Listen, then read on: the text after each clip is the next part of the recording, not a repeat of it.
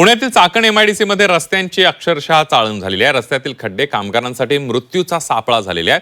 गेल्या वर्षभरामध्ये खड्ड्यांमुळे 399 जणांनी आपला जीव गमावलाय। तसंच कालच ड्युटीवरून घरी निघाले असताना रस्त्यातील चिखलामध्ये गाडी घसरून अवजड वाहनाखाली आल्यानं सानवी पांचाळ या महिला कर्मचाऱ्याचा नाहक बळी गेलाय। शासनाच्या तिजोरीमध्ये 50,000 कोटींचा महसूल देणारे या MIDC मध्ये प्रशासनाला साधे रस्ते देता येत नाहीत ही नामुष्कीची बाब असल्याचं मत कामगार व्यक्त करतायत।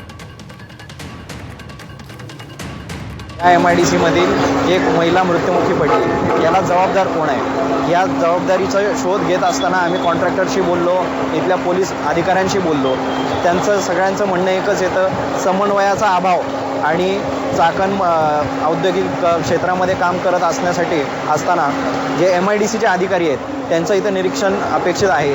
त्यांच्याबरोबर MSEBची जी लाईन इथं आडवी गेलेली आहे ती लवकर न निघाल्यामुळं कॉन्ट्रॅक्टरला काम करता आलेलं नाही आणि त्याच्यामुळं राहिलेल्या अर्धवट कामामुळं हा कालचा ॲक्सिडेंट झालेला आहे।